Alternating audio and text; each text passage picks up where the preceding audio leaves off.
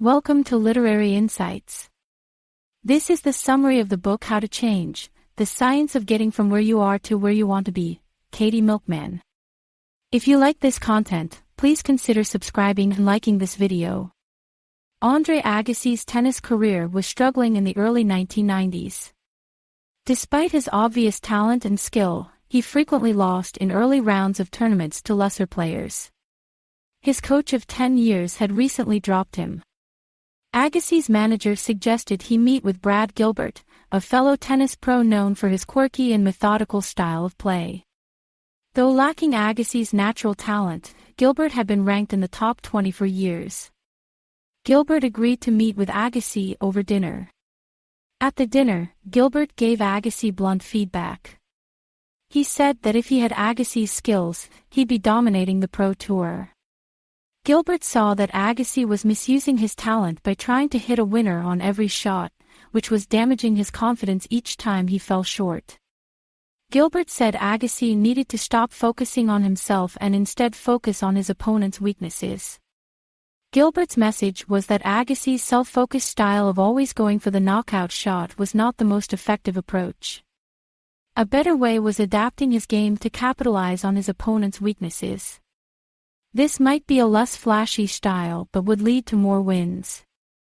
Agassi hired Gilbert as his coach. A few months later, at the US Open, Agassi made it to the finals unseeded, surprising many. Using Gilbert's strategy of targeting opponents' weaknesses, Agassi won several upsets.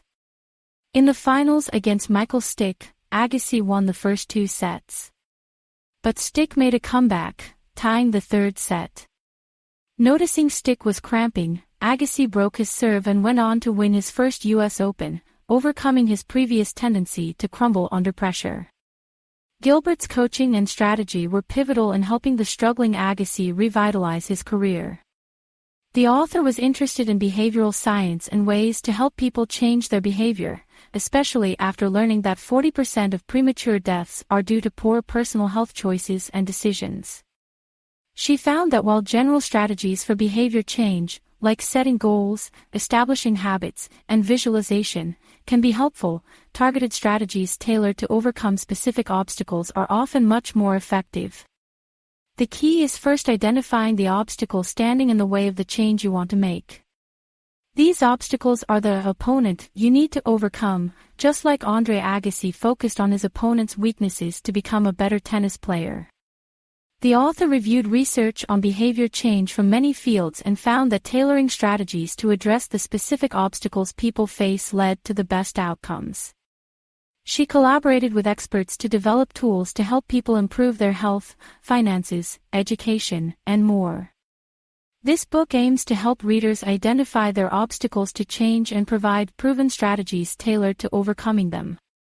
The chapters focus on different internal obstacles like forgetfulness, lack of confidence, laziness, temptation, and more. Readers can use the book to recognize their obstacles and get help addressing them. The key insight is that changing behavior is hard, but you can increase your chances of success by sizing up your opponent, the obstacle inside your head, and developing a customized strategy to overcome it. A one-size-fits-all approach often doesn't work. Targeted strategies tailored to the challenge can be much more effective. The author visited Google's headquarters in 2012 and was impressed by the lavish campus and resources offered to employees. However, Google's Vice President of Human Resources noted that many of the benefit programs were underutilized by employees. He asked the author if there was an ideal time to encourage behavior change among employees. The author didn't have an immediate answer but was intrigued by the question. She hypothesized that people may be more open to change when they perceive a fresh start. She cited the success of the Back to Sleep campaign, which encouraged new parents to put infants to sleep on their backs to reduce SIDS. The campaign was very effective, likely because new parents were especially receptive to advice during such a major life transition. In contrast, campaigns targeting entrenched habits of adults, like diet, exercise, and vaccination, have been much less successful. People are less open to change when they have busy routines and established ways of doing things. The author shared her hypothesis with two colleagues, who were also excited by the idea. They recognized that people naturally gravitate toward moments that feel like a fresh start when they want to make a change. However, true, blank slates, where people have no habits or routines to disrupt, are rare. The key may be finding ways to create the feeling of a fresh start even without a completely clean slate. The author and colleagues set out to empirically test whether the perception of a fresh start could motivate behavior change, even without an actual major life transition. This became known as the fresh start effect. Hinchin, Jason, and I suspected that there were systematic and predictable moments, unrelated to actual life changes, that compel people to change themselves. We shared stories of times when fresh starts inspired behavioral changes, from small habit changes to major life overhauls. Research shows that people perceive time in episodes or chapters based on major life events. The start of a new chapter, like a new year or birthday, can provide a sense of a clean slate and motivate change. For example, Ray Zahab used the new millennium to quit smoking and get in shape, inspiring him to become an ultramarathoner. We found evidence of a fresh start effect. People are more likely to pursue change around moments that feel like a new beginning. New beginnings provide psychological distance from past failures and optimism, helping overcome obstacles to change. For example, people are more likely to visit the gym, set goals, start diets, and make resolutions around New Year's, Mondays, holidays, birthdays, and semester starts. Surveys show that fresh start dates provide a sense of renewal and being a new person. This explains why Mondays and birthdays inspire goal setting and the new year, new you mindset. However, the calendar is not the only source of fresh starts. Meaningful life events like illnesses, moves, job changes, or relationships ending can also prompt reflection and motivation for change. For example, a health scare led Bob Pass to quit law and start a successful tennis academy. Other potential fresh start triggers include educational transitions, spirituality, or religious milestones, natural phenomena like sunrises, and symbolic acts like cleaning, decluttering, or journaling. The possibilities for harnessing fresh starts to inspire change seem numerous. While calendar-based moments like New Year's are powerful for change, meaningful life events and other symbolic acts may provide an even greater sense of renewal and opportunity for fresh starts. Recognizing and utilizing these moments can help motivate changes large and small. A study found that 36% of successful life changes happened after people moved to a new place. In contrast, only 13% of unsuccessful changes followed a move.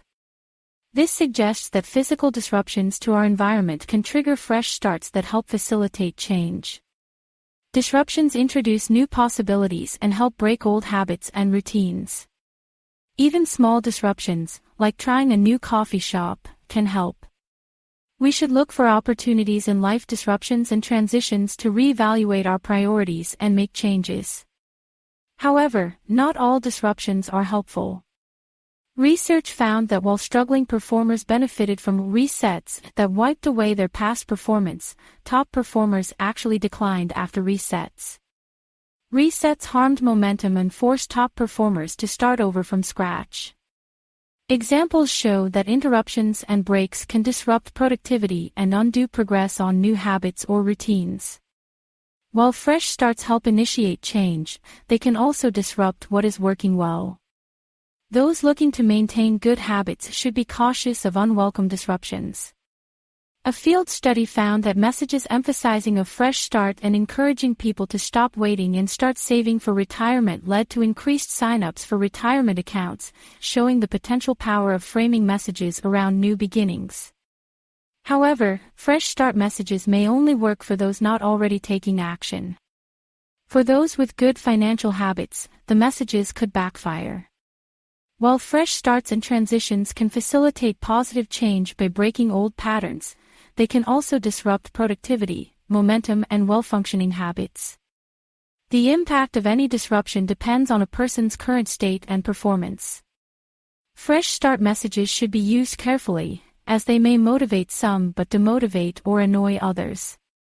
The researchers worked with university employees to help them start saving for retirement. They found that giving people the option to start saving at a fresh start date, like after their birthday or at the start of spring, was much more effective at getting them to start saving than offering them a random or ordinary date. This shows that tying suggestions for change to fresh start moments can make people more motivated to pursue those changes. Surveys and studies with students also found that presenting a date as associated with a new beginning, like the first day of spring, made people view it as a more attractive time to start pursuing their goals than presenting it as just an ordinary date. Follow-up research found similar results. The power of fresh start suggests that it may be possible to encourage more goal-directed behaviors by timing suggestions for change to coincide with fresh start moments. Google built a moments engine to detect when employees may be open to change and send them nudges at those times. Other organizations are also using fresh start strategically. While many New Year's resolutions fail, making resolutions at all puts you in the game and gives you a chance to succeed. Even if only 20% of resolutions succeed, that's still many people who changed their lives for the better by resolving to try.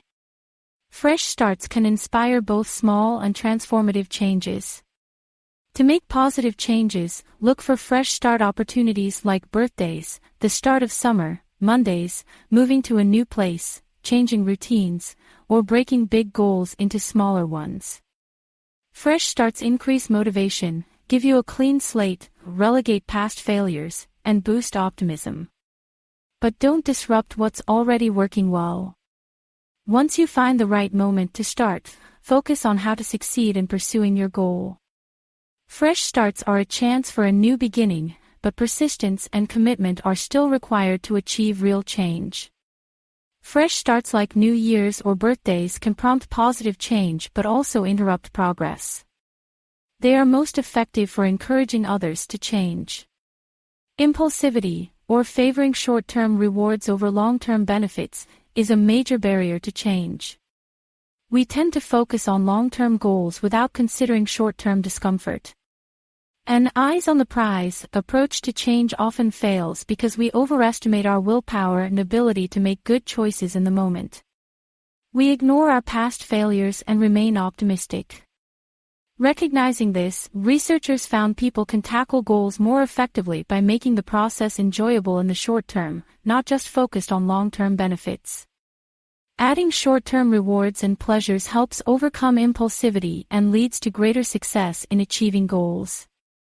Examples: adding enjoyment to exercise, fun workouts, and healthy eating, tastier options, help people persist longer in these habits. The spoonful of sugar approach, adding short-term pleasure, can help overcome present bias. Overall, the key takeaway is that we should focus not just on the benefits of goals but also on making the path to get there as enjoyable as possible in the moment. This helps overcome the tendency to favor short-term rewards over long-term benefits. The author struggled to exercise as a graduate student and also had trouble avoiding procrastination in favor of reading fiction novels.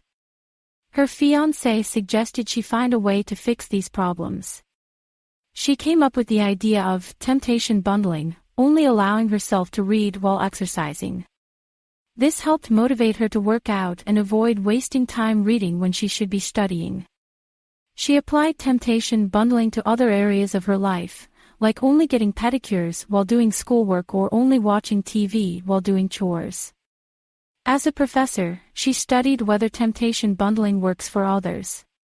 She ran an experiment offering people either iPods loaded with audiobooks they could only listen to at the gym or Barnes & Noble gift cards. Those with the iPods exercised 55% more. Temptation bundling worked best for busy people with packed schedules. Their willpower was already depleted, so the strong temptation of the audiobooks helped motivate them to exercise. A follow-up study found that just suggesting temptation bundling and offering free audiobooks increased the likelihood of people exercising by 7 percentage points for 17 weeks. The key lessons are that temptation bundling is most effective when you literally have to do the activity you want to motivate, like going to the gym, to get the reward, like listening to an audiobook. But even just suggesting the strategy and providing small rewards can have a lasting impact. Temptation bundling, pairing indulgences with should behaviors, can be an effective motivation and habit-building strategy. It works best when the reward is directly tied to doing the desired behavior, but even suggestions and small rewards can help. Temptation bundling is particularly useful for those with busy lives and depleted willpower. The effects of temptation bundling can be long-lasting. Researchers found that offering small rewards and recognition, like stars or badges, for volunteer work on Wikipedia increased participation and retention. This gamification strategy made the monotonous tasks more engaging and fun without actually changing the nature of the work.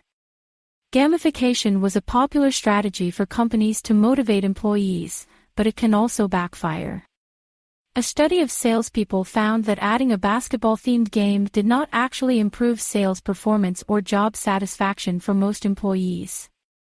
However, for employees who really bought into the game and entered the magic circle, gamification did lead to better outcomes. For these employees, the game made the job more intrinsically motivating and enjoyable. The results suggest gamification needs to be carefully tailored to employees and the work involved. It works best when employees opt into the game and find the activities inherently rewarding, not just for external rewards. For monotonous or repetitive work, gamification may provide the extra motivation needed. But for complex or creative work, it could be distracting or demotivating if not well designed. More broadly, the studies show that motivation at work depends on more than just financial incentives. Recognition, feedback, and making tasks more engaging or meaningful are also important drivers of motivation and performance. This has implications for how companies retain employees and keep them productive. The key takeaway is that motivation is complex, and there is no one-size-fits-all solution. Both money and psychological factors drive people, so the most effective strategies tap into what specifically motivates a given individual or group. Carefully tailored gamification is one tool that can work, but only if implemented thoughtfully. Present bias refers to our tendency to favor instantly gratifying temptations over larger long-term rewards. It is an obstacle to achieving our goals and changing our behaviors. The Mary Poppins approach suggests making goal pursuit more fun and instantly gratifying. This helps overcome present bias by flipping the script so that instant gratification works for us rather than against us. Temptation bundling combines a temptation, like watching TV, with a virtuous behavior, like exercising, that you tend to avoid. This reduces overindulgence in temptations and increases time spent on beneficial activities. Gamification adds game-like features, rewards, competition, leaderboards, to make goal pursuit more engaging and gratifying.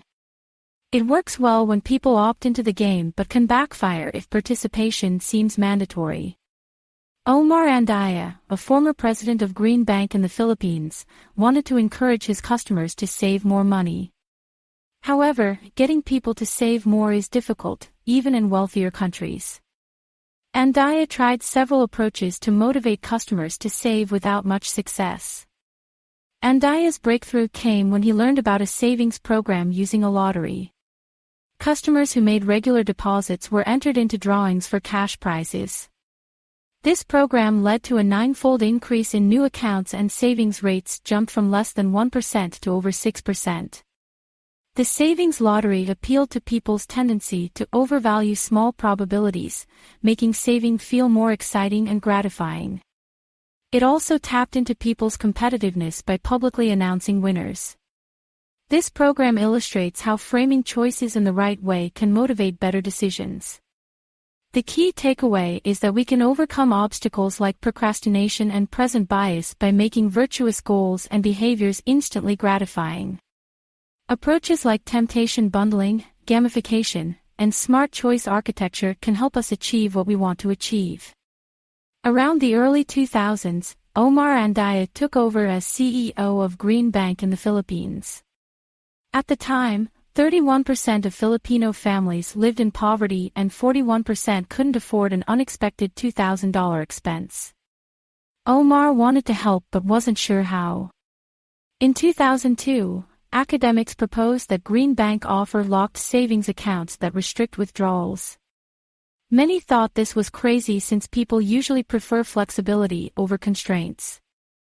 But Omar saw potential and decided to test the idea. Around the same time, MIT professor Dan Ariely was puzzled by how often his brilliant students procrastinated. He and a colleague ran an experiment offering students the option to set their own deadlines for assignments with grade penalties for missing them. Surprisingly, 68% chose deadlines, giving up flexibility. Similar to the MIT study, 28% of Green Bank customers chose locked accounts, sacrificing flexibility. This contradicts economic theory that people always prefer more freedom over less. There are other examples of people imposing constraints on themselves to resist temptation, like Odysseus having himself tied to his ship's mast or Victor Hugo locking up his clothes to meet a deadline. Some economists have theorized that while people usually want flexibility, sometimes they prefer less freedom because it helps achieve long-term goals. The key insight is that while dangling rewards, like high interest rates, is one way to motivate good behavior, using constraints to prevent bad impulses is also effective. Locked accounts and self-imposed deadlines make it harder to procrastinate and easier to save money or get work done. Sometimes handcuffing ourselves is the best way to accomplish what really matters to us. Strauss and his students studied commitment devices, self-imposed restrictions that help people achieve long-term goals by reducing short-term temptations. Examples include locked bank accounts, strict deadlines, and diet plans. Studies found that commitment devices can be very effective. People offered locked bank accounts saved 80% more. Students allowed to set their own deadlines made 50% fewer errors. However, most people don't have access to commitment devices provided by companies or institutions. An easy DIY option is cash commitment devices, putting your own money on the line, with penalties if you fail to meet your goals. Nick Winter, a tech entrepreneur, used a cash commitment device to motivate a major life change. He put $14,000 on the line, to be forfeited if he didn't write a book and go skydiving within 3 months. He succeeded, writing a popular book about his experiences. Cash commitment devices provide a strong incentive to succeed by introducing significant penalties for failure. They're a simple but effective option for people seeking to improve their self-control and willpower. Nick's story shows how cash commitment devices can be effective in helping people achieve their goals, even though they seem counterintuitive. These devices impose a cost for unwanted behavior to discourage it. Cash commitments are versatile and only require money and someone to monitor progress. However, many people are hesitant to use them because they involve imposing costs or restrictions on yourself, and there is a chance of failure outside of your control. An alternative to hard cash commitments are soft commitments like pledges. A study showed doctors who signed and displayed a pledge to avoid unnecessary antibiotic prescriptions ended up prescribing fewer of them. The pledge created a psychological cost for breaking it. There is a range of commitment devices from soft, public goals, small plates, to hard, locked accounts, cash penalties. Hard commitments may be too extreme for some. Soft commitments like pledges rely on cognitive dissonance, the discomfort from acting against your stated values or word. This can be harnessed to motivate behavior change.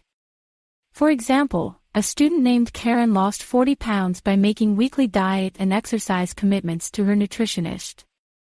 The desire to not let herself or the nutritionist down motivated her to follow through. While hard cash commitments can be very effective, softer commitments like public pledges may be better alternatives for those uncomfortable with strict penalties and restrictions. Soft commitments tap into the psychological motivation to stay consistent with our stated values and commitments to others. Karen lost weight through weekly soft commitments to eat healthy and exercise. Soft commitments that are small, recurring, and achievable tend to be more effective than large, lofty goals. Research shows this bite-size approach leads to better follow-through. There are two types of people: sophisticates, who recognize their self-control problems and use commitment devices, and naives, who are overly optimistic in their willpower and don't use commitment devices. Most people are naives, which is why commitment devices aren't very popular despite being useful. Managers often have to impose restrictions and costs on employees to counter temptation and help them achieve long-term goals. However, too much restriction can be overly controlling. The best approach is to encourage employees to make their own commitments when possible. We don't always have managers or policymakers creating commitments for us. Fortunately, we can use commitment devices on ourselves once we become sophisticated enough to see their value.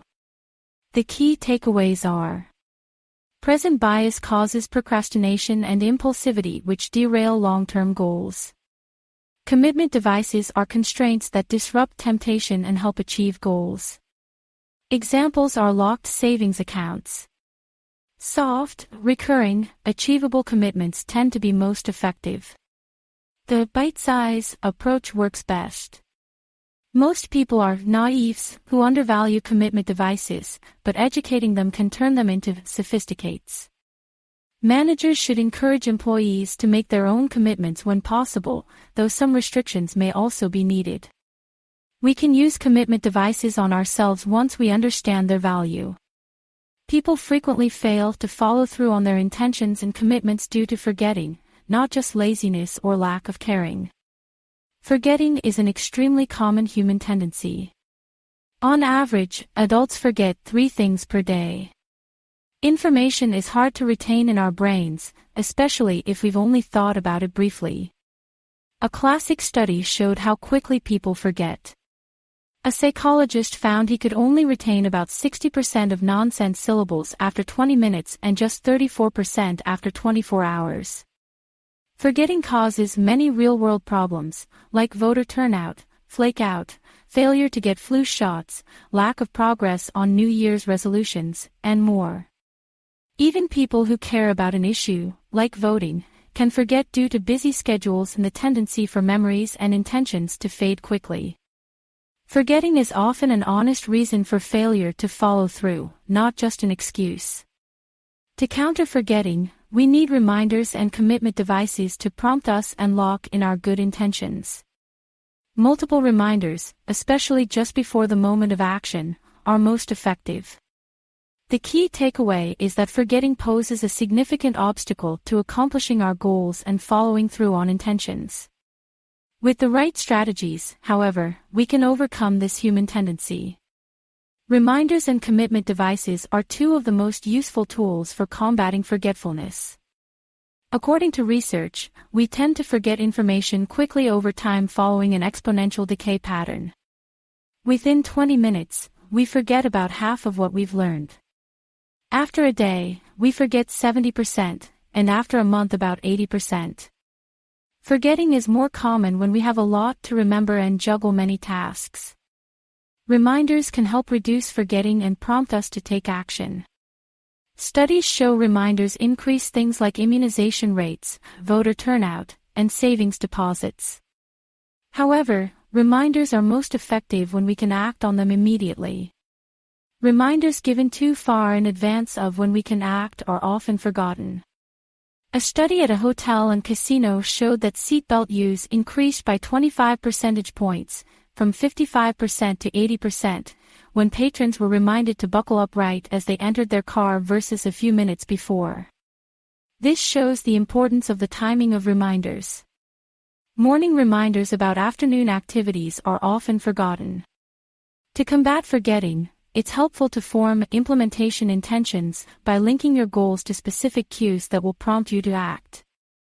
A study at the University of Munich before Christmas break showed that students who formed cue-based plans for their goals were much more successful in achieving them, 62%, versus those who didn't, 22%. Forming an implementation intention involves filling in the blanks of, when underscore underscore underscore happens, I'll do underscore underscore underscore dot. For example, whenever I get a raise, I'll increase my monthly retirement savings, or, on Tuesdays and Thursdays at 5 p.m., I'll spend an hour working on my online masters. The more detectable the cue, the more likely you are to achieve your goal. Cue-based planning helps overcome forgetting by linking your intentions to the environments and situations where you're most likely to act on them. It puts your goals and good intentions on autopilot so you don't have to constantly remind yourself and risk forgetting.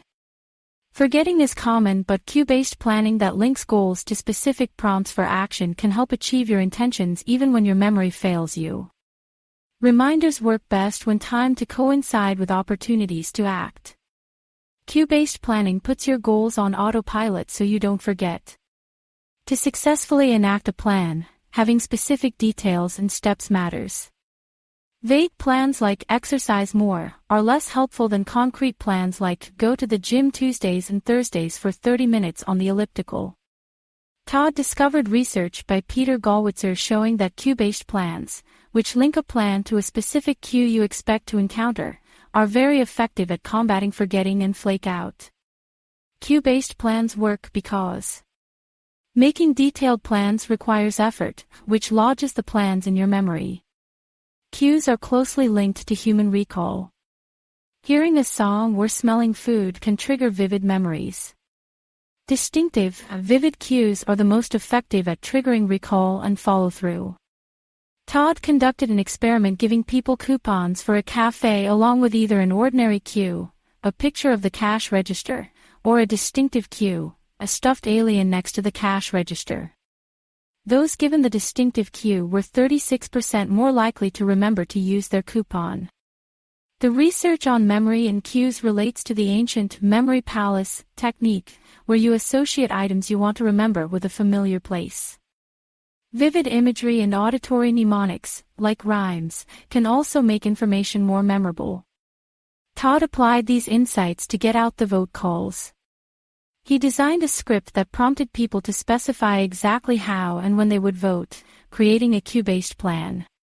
In a test, these planning prompts increased voter turnout by 9%, especially helping those less inclined to vote. The key lessons are: concrete plans and implementation intentions work. Vivid, distinctive cues are very powerful for reminding people to follow through. Cue-based planning prompts can be applied in many domains to combat flakeout and boost motivation. Voters who live alone or with non-voters, single-voter households, benefited more from being prompted to make a concrete plan for when and how they would vote. They were less likely to have already made such plans on their own. Those in households with other voters, multi-voter households, were more likely to naturally discuss and coordinate voting plans together. So prompting them to make a plan was less effective. It was unclear if planning prompts for flu shots would work as well since they were delivered by mail rather than phone. But an experiment showed that simply prompting people to write down the date and time they planned to get their shot increased vaccination rates by 13%. The effects were biggest for one-day vaccine clinics where remembering the correct date was crucial.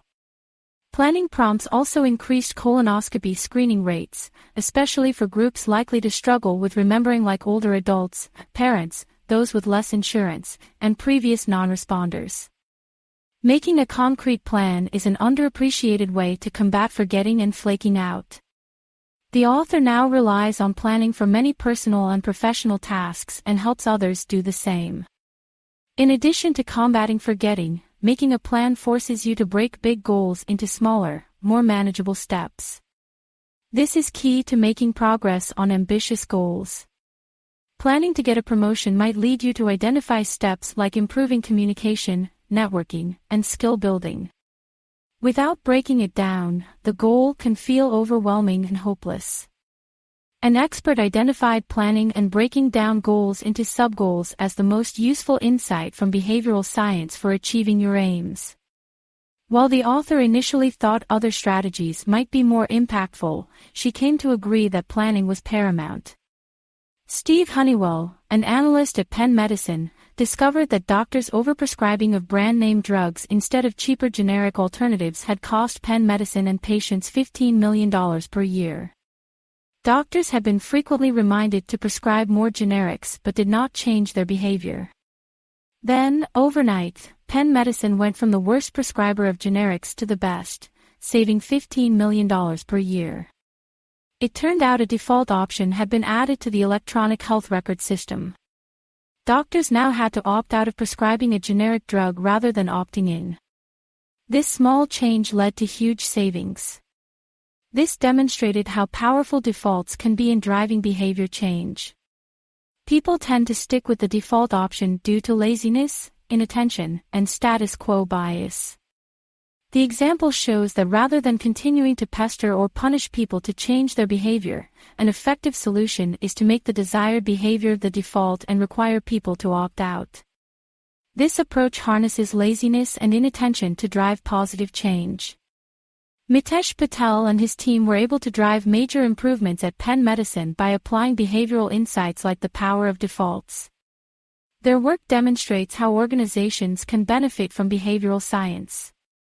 Penn Medicine's prescription rates changed dramatically after a small default was set in their electronic prescribing system. Doctors had to opt out of generic prescriptions rather than opt in. Because people tend to take the path of least resistance, the generic prescription rate shot up to 98% from 2% previously. This change was the result of a nudge, a small alteration to the environment that takes advantage of human laziness or tendencies to encourage a desired behavior change. Nudges like default settings are very effective ways to create change without much effort. However, they only work for one-time or infrequent decisions. For repeated behaviors, habits are more important. Habits are behaviors we have done so many times they have become automatic. As they develop, we rely less on conscious thinking and more on areas of the brain involved in motor control and action. First responders like firefighters drill and practice extensively to build effective habits and reflexes for emergencies. In a terrifying warehouse fire, firefighter Stephen Kesting relied on habits he had built through practice. For example, he called out to find victims, then paused to listen for a response, even though yelling continuously felt more natural. During one such pause, he spotted a tiny piece of a glove and found a trapped teammate who was then rescued seconds before the building collapsed. Kesting attributes the success not to heroism but habit. The key takeaways are: nudges like default settings harness human laziness for good and can create big behavior changes with little effort. However, they are best for one-time or infrequent decisions. For repeated behaviors, habits are more important. Practice and drilling help build habits by making some behaviors automatic and the default response in certain situations. Even in high-pressure, high-stakes situations, habits and muscle memory gained through extensive practice can lead to the right behaviors and good outcomes. Conscious reasoning is less important. The author and his colleague John proposed an experiment to Google to help employees develop better exercise habits by using their on-site gyms. They believe that habit formation depends on the consistency of people's routines. To illustrate this, they gave the example of two people, Rachel and Fernando, who start working out 3 times a week with personal trainers. Rachel's trainer believes in the importance of a strict routine and has Rachel pick a consistent workout time for her sessions. The trainer thinks this will help Rachel build an exercise habit. Fernando's trainer believes in flexibility and has Fernando vary the timing of his workouts. The trainer thinks this will help Fernando adapt to changes. The author and John hypothesized that Rachel's strict routine would lead to better habit formation than Fernando's flexible approach. They proposed an experiment to test this at Google. Their experiment involved 2 groups of Google employees. One group was given specific times to work out and rewarded for attending sessions at those times. The other group was told to work out 3 times a week at any time and rewarded just for any 3 workouts. As predicted, the group with a consistent routine developed a stronger exercise habit. They worked out more often even after the rewards ended. The flexible group did not sustain increased gym attendance.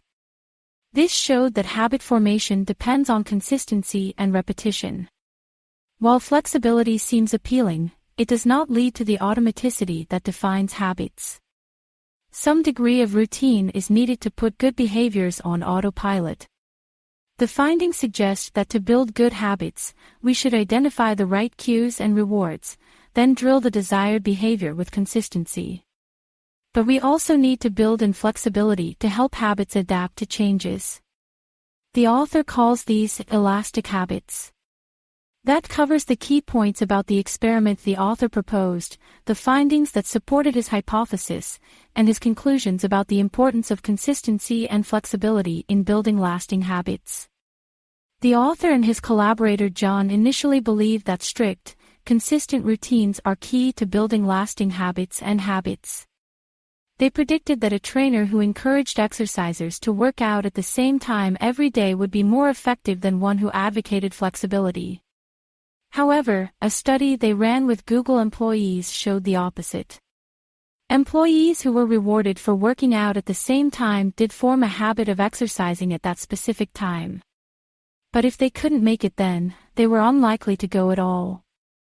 Employees rewarded for flexibility exercised more overall, showing they had learned how to get to the gym even when plans changed. This showed that too much rigidity inhibits habit formation. The author now believes that while routines are important for habits, flexibility is also key.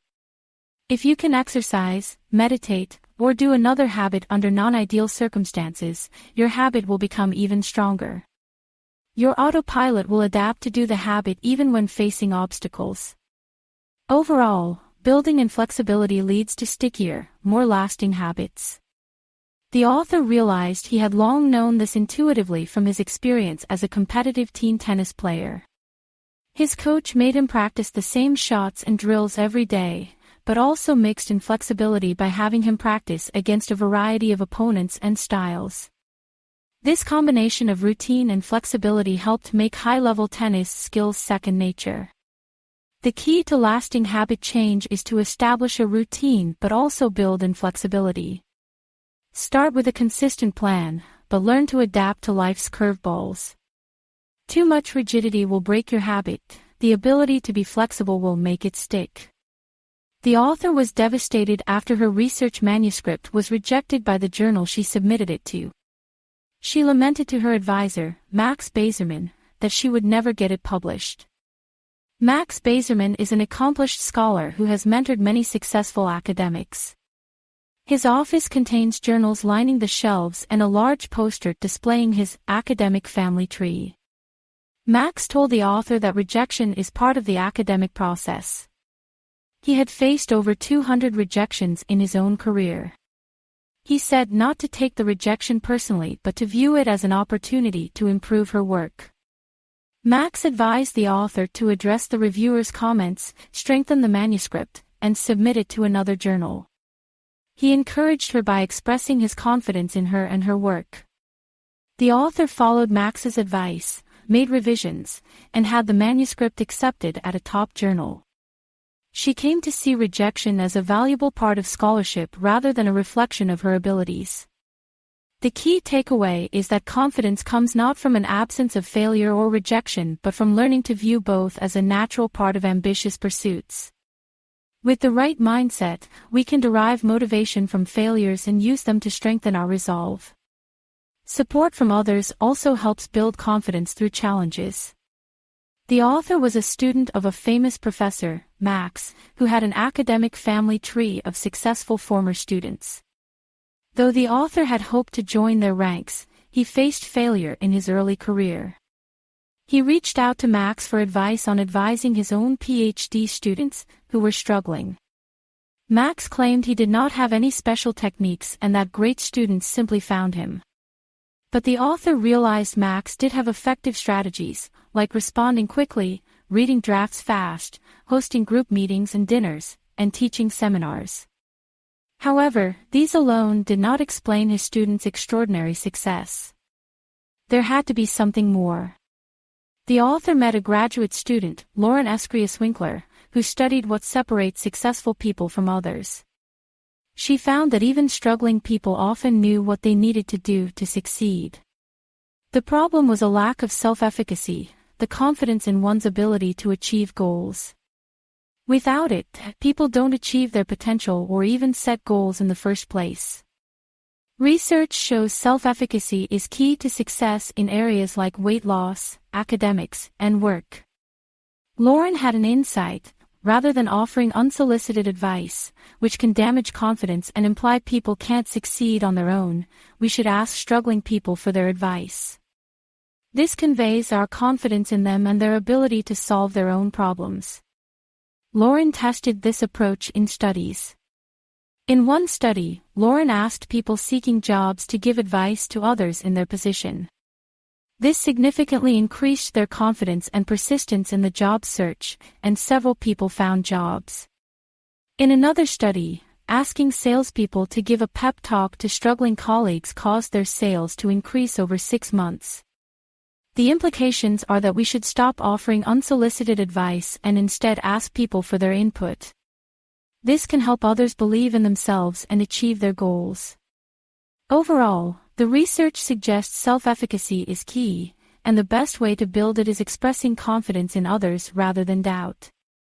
Lauren ran surveys and experiments showing that giving advice to others tends to be more motivating for people than receiving advice. Lauren teamed up with researchers to run an experiment with high school students. Students who were asked to give advice to younger peers ended up with slightly better grades than other students.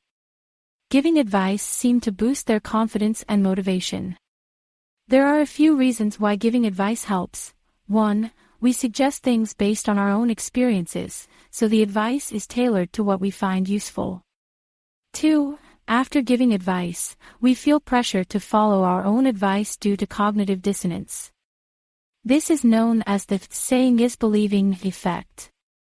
3. Being asked for advice conveys that others believe in us and expect more of us, boosting our confidence. Even if you are not explicitly asked for advice, you can harness the power of advice giving to help yourself. You can form an advice club with others tackling similar goals, and provide advice to each other. You can also imagine what advice you would give to a friend in your situation. Managers can benefit from asking underperforming employees to mentor others. Serving as a mentor helps boost confidence and commitment, just like in AA sponsor programs. The researcher's advisor, Max Bazerman, seemed to intuitively understand the power of having students give advice. He provided opportunities for students to share advice with each other, which helped both the newer and more advanced students.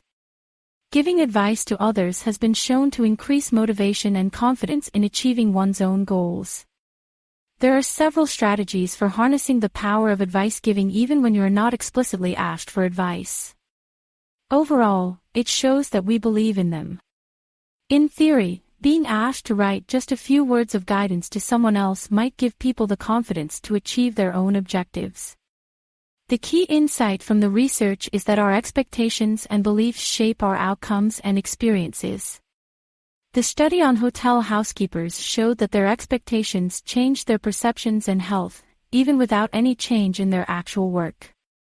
Our beliefs can influence our emotions, attention, motivation, and even physiology.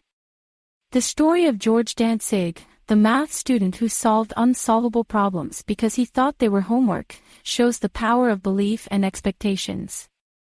Mentors and leaders who express strong belief in others' abilities and potential can have a huge influence on their success. Max Bazerman's belief in his students' ability contributed to their success. Leaders like Jack Welch and Pete Carroll are able to inspire and develop their teams through their belief and confidence in them. However, we can't always rely on someone else to boost our confidence and motivation.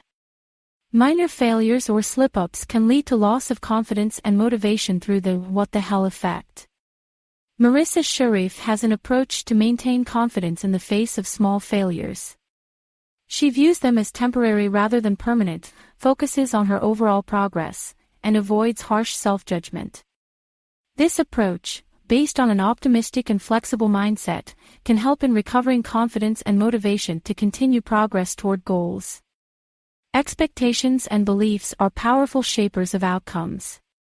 But we can cultivate optimistic and flexible mindsets to maintain motivation and confidence even when facing obstacles or small failures. Belief in ourselves and our ability to grow and improve can be key to success and resilience. Marissa successfully maintains an ambitious running goal by allowing herself 2 emergencies or mulligans each week in case she cannot complete a run. This flexibility helps keep her on track long-term. A study found that participants with mulligans were much more likely to achieve a goal, 53%, compared to those with an easy goal, 26%, or strict goal, 21%. Mulligans allow for small failures and prevent crises of confidence. How we interpret failure impacts our future success. A growth mindset, believing that abilities can be improved through effort, leads to greater success. Teaching people to view failure as a learning experience can help them achieve more. Self-affirmation, focusing on past successes, can also build resilience in the face of setbacks. It helps overcome self-doubt and discouragement. Some overconfidence can be useful when pursuing ambitious goals.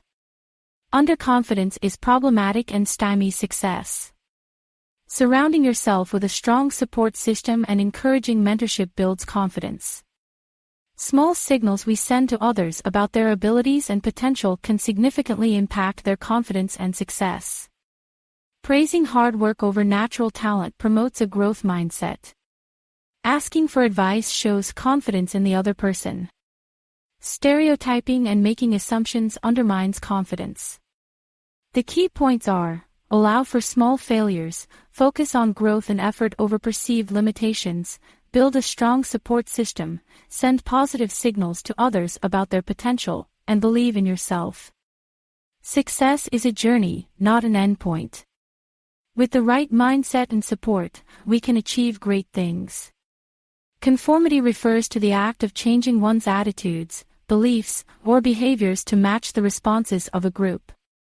People often conform due to 2 reasons: 1, to feel included and avoid social discomfort, and 2, to gain information from the group. A professor conducted an experiment where he told most of his students to cheer when he showed a picture of the dean. The students who were not told conformed and cheered along due to the 2 reasons above. They wanted to fit in and assumed the others had information they did not.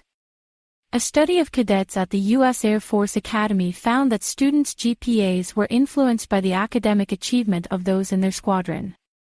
Cadets with higher achieving peers earned higher GPAs, likely due to conformity motives.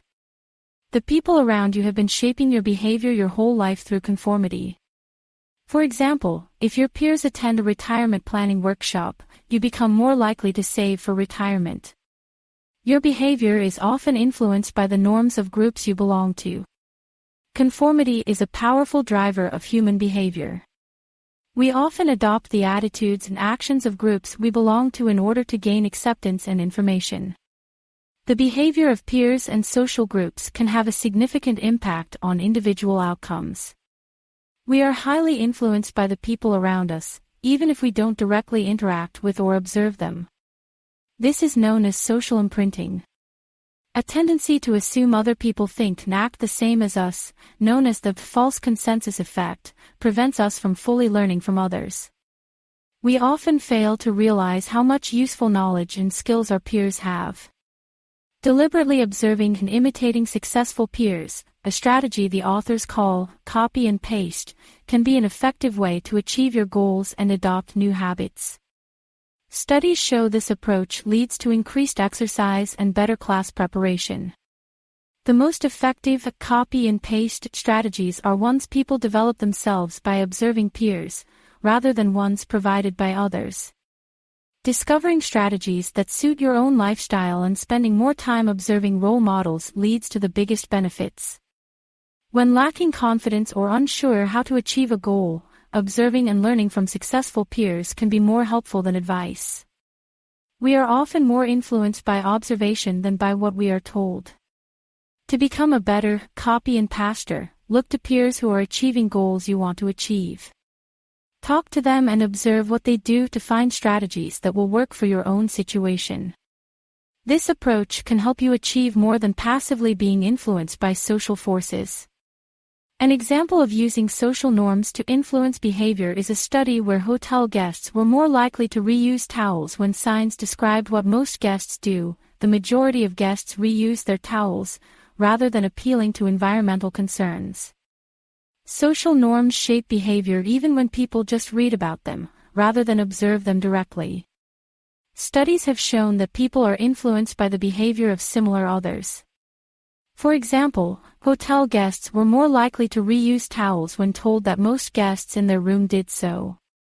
And Facebook users were more likely to vote when shown photos of close friends who had voted. However, social influence tactics can be used for unethical purposes as well, as evidenced by research on how the Nazis compelled Germans to cooperate in the Holocaust. So people should be cautious about blindly following social pressure. Scott Carroll tried to harness the power of social influence for good by grouping low-performing students with high-performing students at the Air Force Academy, hoping the high performers would motivate the low performers. However, this backfired, as the groups polarized and the low performers' grades dropped. Similarly, attempts to motivate low-saving employees at a company to save more for retirement by telling them most coworkers were saving a high amount also backfired. Mentioning the high saving rates of others likely just made the low savers feel more hopeless and caused a what the hell effect. The lesson is that social influence tactics tend to only work when the groups being compared are not too far apart in ability or performance. Large differences can lead to feelings of hopelessness and cause the tactics to backfire. Comparisons to far superior others may be demotivating rather than motivating. The theory that social influence and social norms can be used to positively change behavior needed testing, and these studies showed that the theory does not always hold true in practice. The context and how the tactics are applied matters a great deal. We can adopt simple goals quickly, but more complex goals require sustained effort over time. Comparing ourselves to peers who are far ahead of us in long-term goals can be demotivating. Social influence tactics work best for concrete, short-term goals rather than abstract, long-term goals. Breaking down big goals into small, achievable steps can help bridge this gap. Repeated messaging on social norms has been shown to change behavior over the long run. Feeling watched and judged can drive positive behavior change. An experiment showed that informing people their voting records would be shared with neighbors increased voter turnout by over 8 percentage points. While effective, such tactics can also provoke anger. Accountability to people we know personally, like coworkers, can be an effective motivator without backlash. People want to seem good, hardworking, and successful to others. When our actions are visible, we are pulled to do the right thing and avoid the wrong choice to protect our reputations. Opt-in social accountability, where people can choose to share choices with others, avoids blowback and can be an effective motivator. For example, allowing people to publicly sign up for a program or donate to charity. Information on upward trends in behavior, even if a behavior isn't yet popular, can motivate people.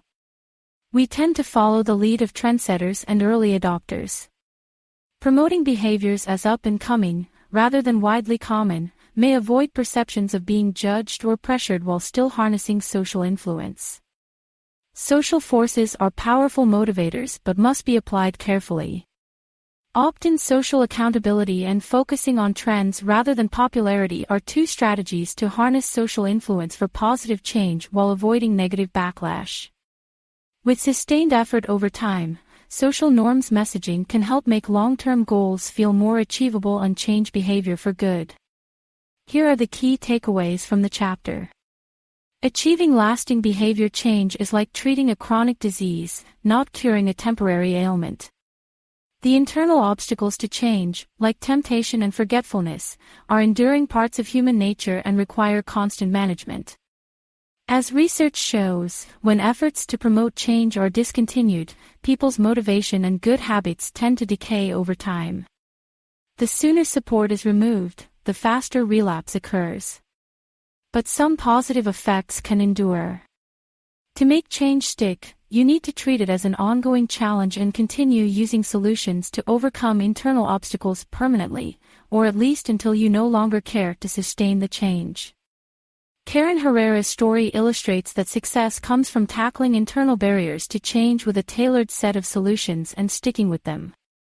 She developed an approach to getting healthier in college that she has sustained for years.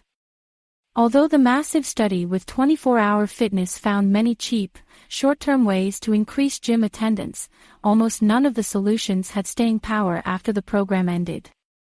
This shows that quick fixes rarely create lasting change. When the All-Power program stopped sending energy reports to households after 2 years of messages, their energy conservation declined by 10 to 20% per year. This significant relapse after 2 years of habit formation shows the need for ongoing support. There are optimistic and pessimistic ways to view what happens when efforts to encourage change are discontinued. The optimistic view is that some positive effects endure, so lasting change is possible if you treat it as a chronic problem. To sustain motivation and habit, use tools to overcome internal obstacles not temporarily but permanently, or at least for as long as you care to maintain the change. The author struggled for years to make positive changes in her life before finding success using the strategies described in this book. Like the student Karen, who lost weight and got in shape by relying on science-based techniques to overcome obstacles, the author has achieved the best results by understanding the specific barriers in her way and tailoring solutions to overcome them. Change is often easier to maintain than initiate because the obstacles shift over time. Strategies that were once working may need to be recalibrated or replaced. It's important to revisit what's impeding your progress and make adjustments. Sometimes, despite your best efforts, you just can't achieve a particular goal. In those cases, it's best to reassess and consider the bigger picture.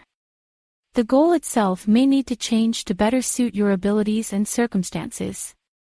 There are usually many paths to the same end, so trying a new approach or setting different goals can help get you unstuck.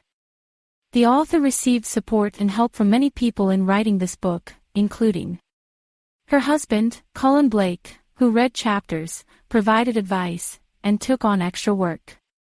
Her parents, Ray and Bev Milkman, who moved to help with childcare and more. Her agent, Rafe Sogolin, and editor, Nikki Papadopoulos, who guided the writing and publication process. Angela Duckworth, who has been an inspiration and collaborator. A team of assistants, friends, and expert readers who reviewed drafts and provided feedback. Colleagues and staff at the Behavior Change for Good initiative and on the Choiceology podcast. Many academic collaborators, including Max Bazerman, John Bashirs, and Todd Rogers. Google wanted to boost employee productivity and well-being. Prasad Sethi, a former student, suggested helping new parents establish a safe infant sleep routine to reduce SIDS risk. Research shows safe infant sleep practices can save lives. Sethi proposed an ideal moment to nudge new parents into the target behavior, sending them a welcome kit for new babies that includes safe sleep education and tools to establish the routine. The nudge worked. Google's program helped thousands of new parents and likely saved lives by promoting safe infant sleep practices. Sethi's idea and follow-through were key to the success. The example shows how identifying an ideal moment and leveraging it with a well-designed nudge can spark enduring behavior change.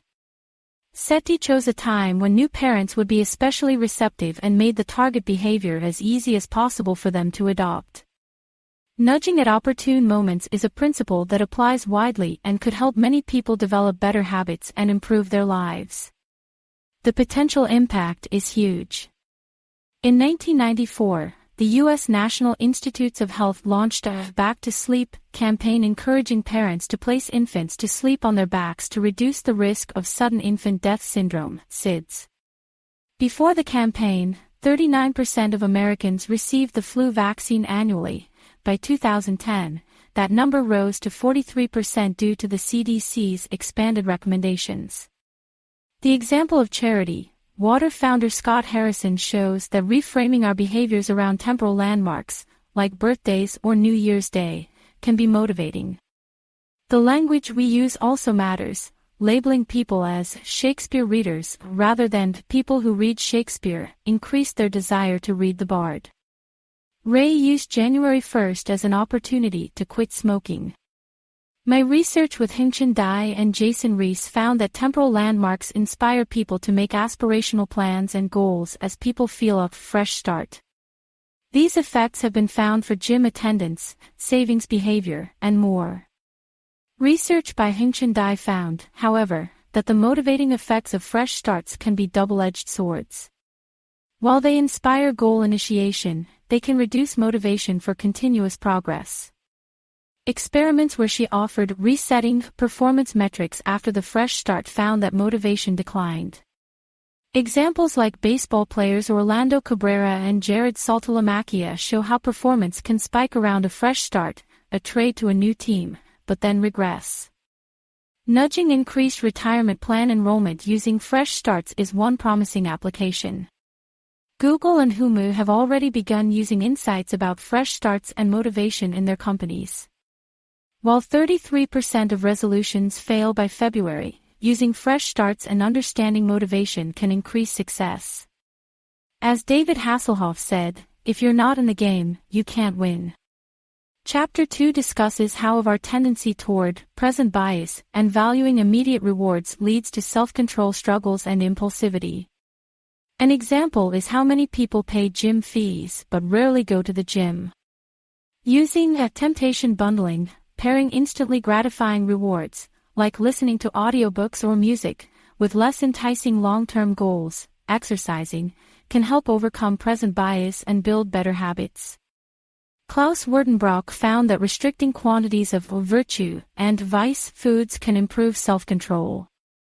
Ayelet Fishbach and Caitlin Woollig showed that framing an activity as enjoyable and fun, rather than obligatory, can boost motivation and commitment. Though adults generally have good self-control, it continues developing into our 20s. Catherine Milkman, Julia Minson, and Kevin Volp found that temptation bundling, pairing instantly gratifying activities with exercise, can encourage more exercise. Recognizing and rewarding contributions, through mechanisms like gamification, can effectively motivate behavior change. Many companies, like Cisco, Microsoft, and SAP, use gamification and rewards to motivate employees.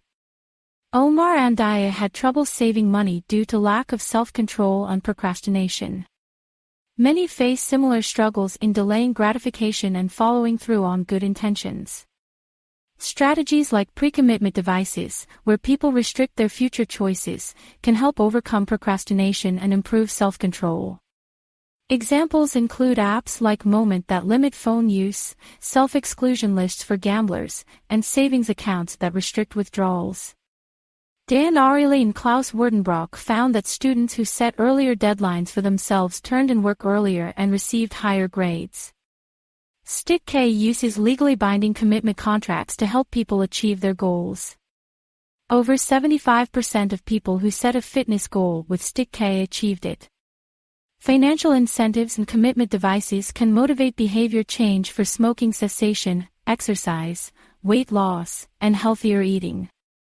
However, effects may not persist long-term without habit formation. The study examined the benefits of a reminder system to improve flu vaccination rates among employees at a large firm.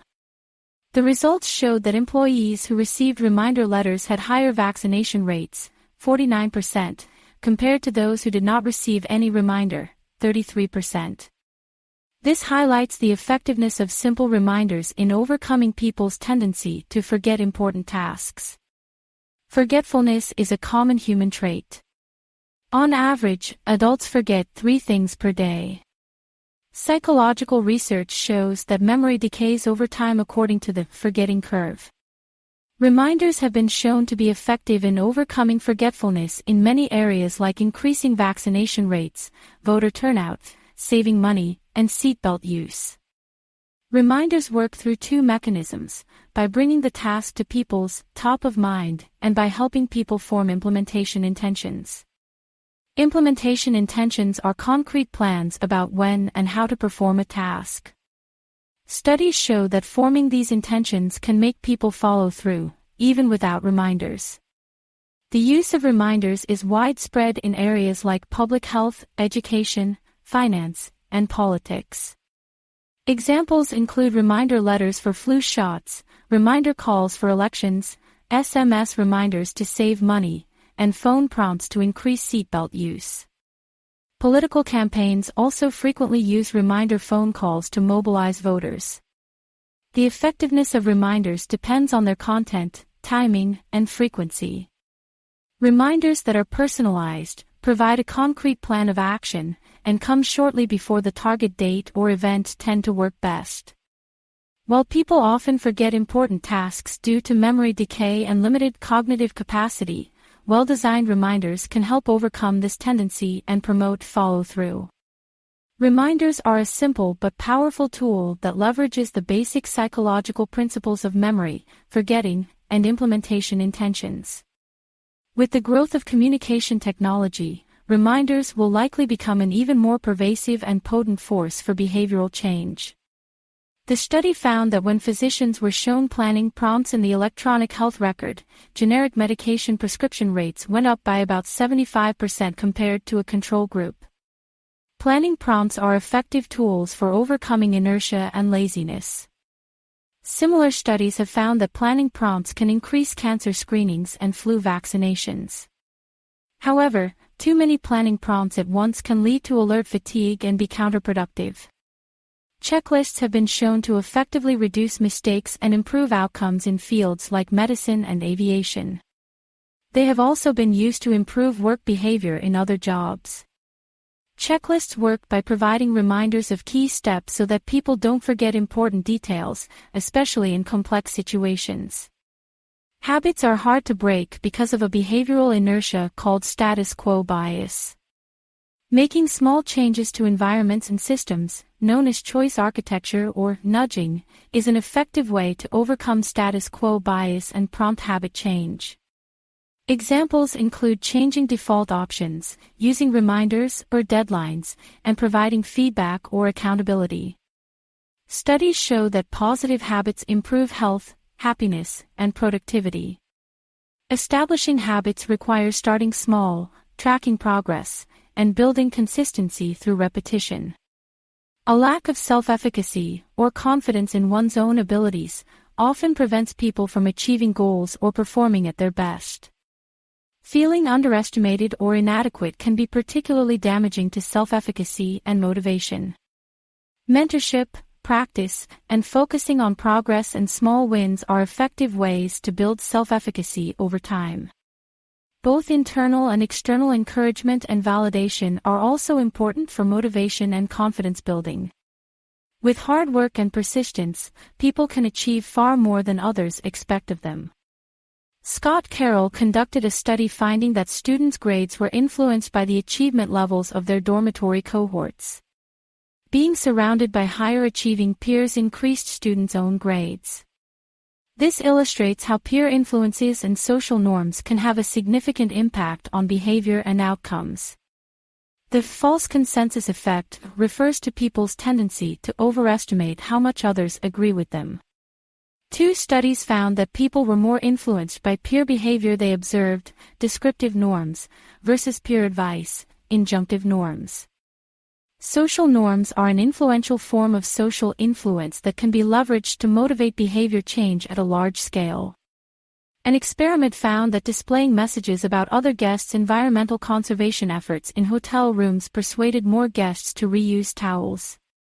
A 61 million person social experiment on Facebook found that messages highlighting how many others had voted increased voter turnout by over 340,000 people. Leveraging social norms and peer influence at large scale can have meaningful impacts.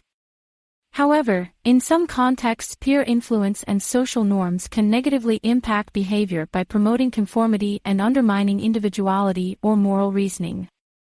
Several high-profile examples of negative peer influence include the abuse of prisoners by guards in the Stanford Prison Experiment and obedience to authority in Milgram's shock experiments. To benefit from social norms and peer influence while avoiding potential downsides, it is important to choose influential norms that promote positive behavior. Frame the desired behavior as gaining social approval, e.g., what most people do, rather than avoiding disapproval. Consider individual factors like the need to feel unique or rebellious that could undermine the influence of norms. Combine social norms with other motivators like values or incentives. Social psychologist Solomon Asch demonstrated that people will conform to the judgments of groups even when those judgments are clearly incorrect. Stanley Milgram showed that people are willing to administer what they believe are dangerous electric shocks because an authority figure told them to do so. The provision of peer information has been shown to influence retirement savings decisions and voter turnout. Charitable giving also increases when people know their peers have donated. However, positive social pressure can backfire and reduce behaviors that were already common.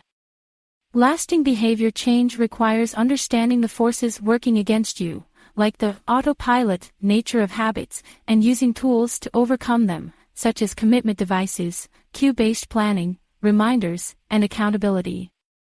Finding internal motivation and confidence, as opposed to relying only on willpower, is key.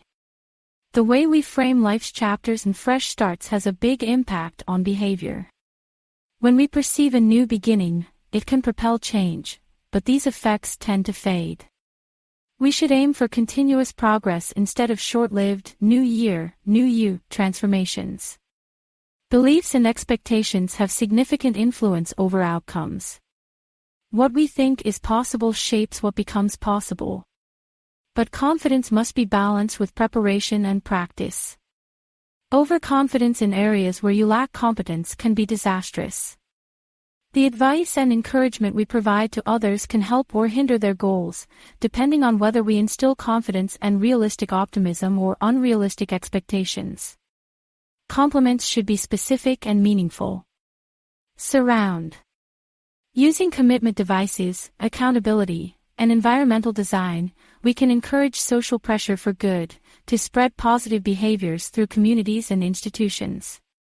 Behavioral science insights can be applied at scale to improve health, education, energy conservation, and more. But we must consider ethics and avoid coercion. Letting employees have autonomy and flexibility often leads to better outcomes. Managing with a light touch and focusing on results rather than process can motivate employees and boost productivity. Fixed mindset versus growth mindset. Having a fixed mindset, where you believe abilities are innate and unchangeable, limits growth and success. A growth mindset, where you believe abilities can be developed through effort, leads to greater success and achievement. Flexibility. Being overly rigid limits options and the ability to adapt to change. Having flexibility and being willing to adapt plans and habits as needed leads to better outcomes. Allowing for emergencies and the unexpected is key. Forgetting and the planning fallacy. We have a tendency to underestimate how much we will forget and overestimate how much we can accomplish. Checklists, reminders, and concrete planning can help overcome forgetting and avoid the planning fallacy. Repeatedly visualizing what you intend to do helps encode memories and prompts follow through. Cue-based planning. Linking tasks to specific cues, especially environmental cues you will encounter, helps ensure you follow through on intentions.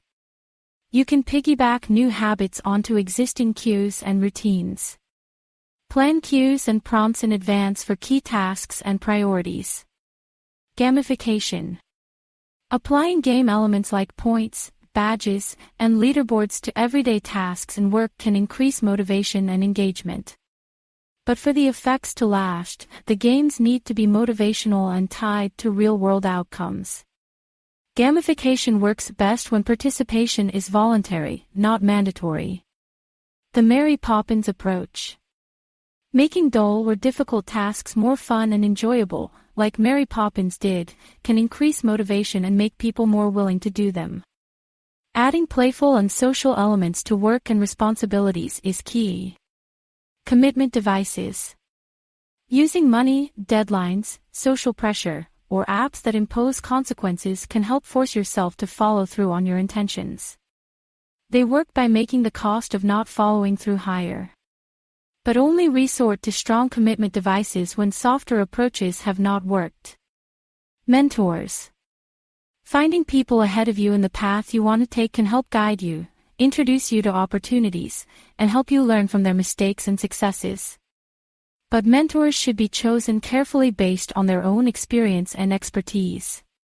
Saying is believing effect. What you say, especially about yourself, has a strong influence on your own beliefs and behaviors. Speaking aloud positively and confidently about yourself and your abilities, even if you don't fully believe it yet, can help strengthen your confidence and motivation. Your words can shape your reality. Social norms. We have a strong drive to conform to social norms and go along with the crowd. Tapping into this influence and encouraging people to make the right choice because others are doing it is an effective way to change behaviors and prompt action. But it needs to be used carefully and honestly. Understanding your opponent. To achieve your goals and have the greatest success, understand what motivates the people who can influence your outcomes, whether through their support, resources, or permission.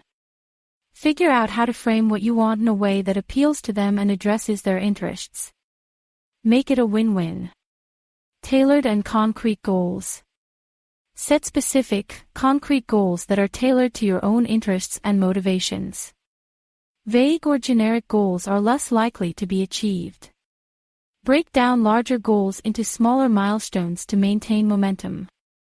And tie goals to actions within your control, not just outcomes. Procrastination. Self-imposed constraints, setting deadlines and pre-committing to tasks help overcome procrastination. Schedules and time management techniques are useful for creating deadlines and sticking to them. What the hell effect, the tendency to give up on goals after an initial failure or setback. To avoid this, focus on progress, not perfection. Learn from mistakes and try again. Break big goals into manageable steps. Tennis, several examples of overcoming procrastination and the what the hell effect from professional tennis players and coaches. In particular, Andre Agassi's coach Brad Gilbert helped Agassi adopt a growth mindset, focus on progress, and overcome his tendency toward procrastination and giving up easily. Voting, social influence and accountability can be used to encourage people to vote. Letting people know that voter turnout is increasing, and that their voting behavior is made public, are two effective techniques. Flu vaccinations. Several studies showing how planning prompts, social influence, and accountability can increase flu vaccination rates. For example, including a prompt for people to write down the specific date and time they will get their flu shot, and letting them know vaccination rates are increasing, are two effective techniques. Stress mindset. Viewing stress as enhancing rather than debilitating can help build resilience. Reframing stress in this way leads to physiological and behavioral changes that promote growth and overcoming challenges. Golf. Allowing casual golfers to take mulligans or penalty-free second shots helps make the game more enjoyable and encourages continued play. Understanding human imperfections and building in cushions for error helps in designing systems and policies. The key takeaway is that human imperfections like procrastination and vulnerability to setbacks can be overcome using behavioral design techniques like pre-commitment, progress focus, social influence, and reframing.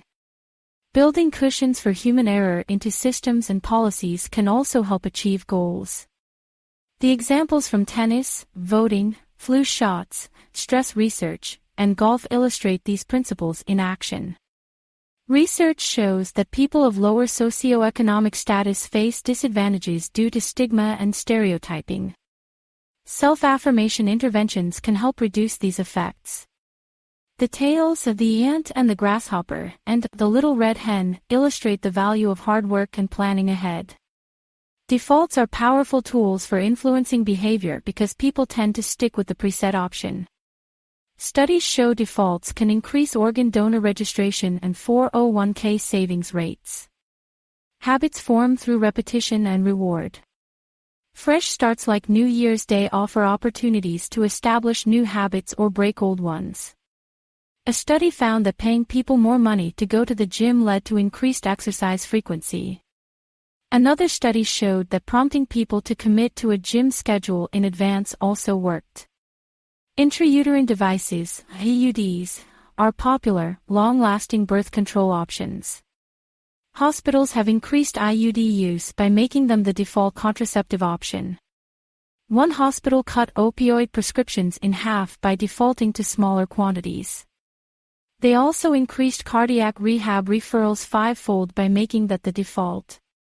Dieters were more likely to start diets at the beginning of a month or on Mondays depending on whether a calendar showed days of the month or days of the week. This illustrates the power of temporal landmarks. A study found that people saved more money when offered a savings account that locked funds until a goal was met.